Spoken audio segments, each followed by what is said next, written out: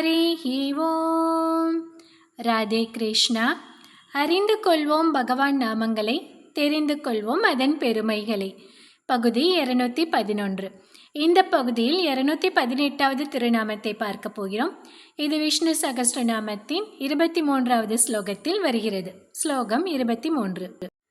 குருர் குரு தமோ தாம சத்ய சத்ய பராக்கிரமக நிமிஷோ நிமிஷஸ்ரக்வி வாசஸ்பதிருதாரதிஹி.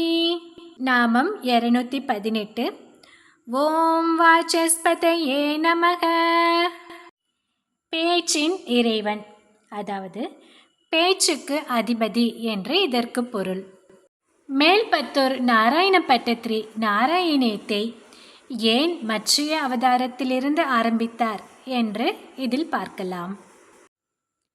கேரளாவில் உள்ள மேல்பத்தூர் என்னும் ஊரில் வாழ்ந்த நாராயண பட்டத்திரி என்ற நம்பூதிரிக்கு வாத நோய் ஏற்பட்டது. எத்தனையோ மருத்துவர்களிடம் அலைந்தும் அந்த நோய் குணமாகவில்லை. விரக்தியடைந்த பட்டத்திரி தமது வேலைக்காரனை கோபாலனை அழைத்து புகழ்பெற்ற ஜோதிடர் ஒருவரிடம் அனுப்பி ஏதேனும் பிராயச்சித்தம் செய்தாவது இந்த நோய் தீருமா என்று விசாரிக்க சொன்னார். இந்த வாத நோய் அவருக்கு எப்படி வந்தது என்பதெல்லாம் நமக்கு தெரியும். அவருடைய குருவிற்கு தட்சணை கொடுப்பதற்காக தன்னுடைய குருவின் வாத நோயை இவர் பெற்றுக்கொண்டார் என்பதெல்லாம் நமக்கு தெரியும். சரி, இப்போது ஜோதிடரிடம் என்ன நடந்தது என்று பார்க்கலாம். பட்டத்திரியின் ஜாதகத்தோடு ஜோதிடரிடம் சென்ற கோபாலன் சிறிது நேரத்திலேயே அலறி அடித்து கொண்டு வீட்டுக்கு ஓடி வந்தான். பட்டத்திரி கேட்கிறார் கோபாலனிடம், ஏன் இப்படி ஓடி வருகிறாய்? ஏன் இப்படி அலறி அடிக்கிறாய்? என்ன நடந்தது என்று சொல் என்று கேட்கிறார். அதற்கு அந்த கோபாலன், ஐயா, குருவாயூரப்பன் கோவிலில் நீங்கள் மீனை நாவில் தொட்டுக்கொண்டு பாடினால் உங்களது வாத நோய் தீரும் என்கிறார் அந்த ஜோசியர்.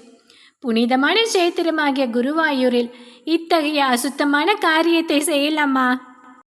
இப்படியெல்லாம் இந்த பரிகாரத்தை அவர் சொல்லுவார் என்று தெரிந்திருந்தால் அவரிடம் நான் சென்றிருக்கவே மாட்டேன் என்று அரற்றினான் கோபாலன். அதற்கு பட்டத்திரி பொறுமையாக சொன்னார், கோபாலா, ஜோசியர் சொன்னதன் பொருளை நீ சரியாக புரிந்து கொள்ளவில்லை.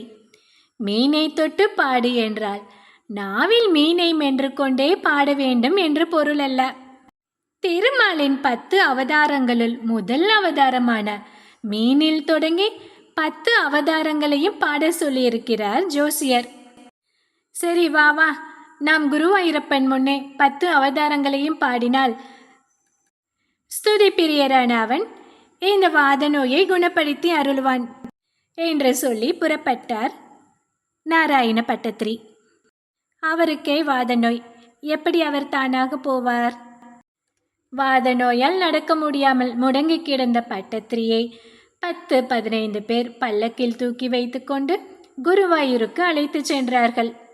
அடுத்த நாள் விடியற்காலை அவர்கள் குருவாயூரை அடைந்தனர்.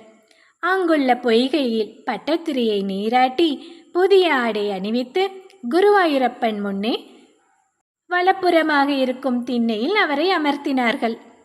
ஆனால் திண்ணையில் உட்கார்ந்த பட்டத்திரியால் முகத்தை திருப்பி குருவாயூரப்பனை தரிசிக்க முடியவில்லை. ஏனென்றால் அவரது வாத நோய் அவரது அனைத்து விதமான அசைவுகளையும் பாதித்திருந்தது.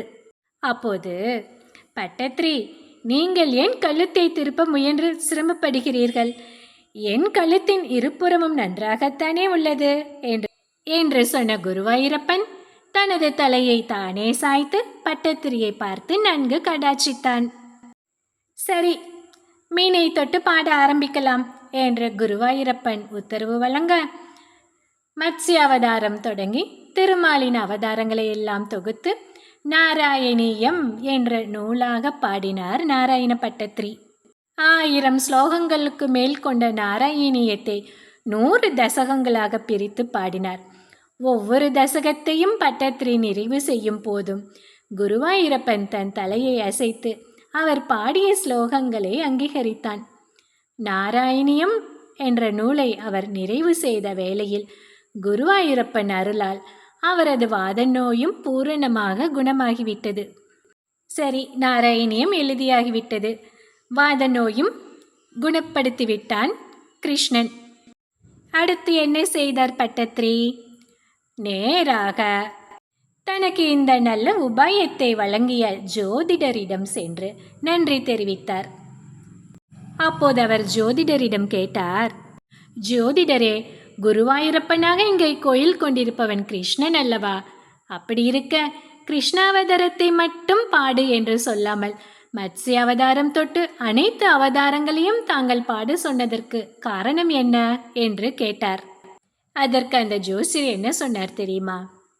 மீனாய் அவதரித்த திருமால் யாராலும் உபதேசிக்க இயலாத வேத ரகசியங்களை எல்லாம் உள்ளடக்கிய மத்ஸ்ய புராணத்தை சத்தியவிரதருக்கும் பிரம்மதேவருக்கும் சப்த ரிஷிகளுக்கும் உபதேசம் செய்தார் அல்லவா?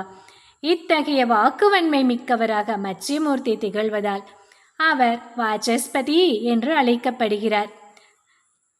இப்படி 1000 ஸ்லோகங்களுக்கு மேல் உள்ள நாராயணியத்தை நீங்கள் இயற்ற வேண்டுமானால் அந்த வாசஸ்பதியான மத்ஸ்யமூர்த்தியின் அருள் இருந்தால் மட்டுமே முடியும். அதனால்தான் மீனை நாவில் தொட்டுக்கொண்டு பாடும்படி உங்களுக்கு அறிவுறுத்தினேன் என்று சொன்னார் ஜோசியர். வாக்கு என்றால் பேச்சு, வாசஸ்பதி என்றால் பேச்சுக்கு அதிபதி என்று பொருள். இந்த நாமத்தை நாம் தினமும் சொல்லி வந்தால் நமக்கு நல்ல பேச்சாற்றலை திருமால் நமக்கு வழங்குவார். அடுத்த நாமம் 219. ஓம் உதாரதியே நமக.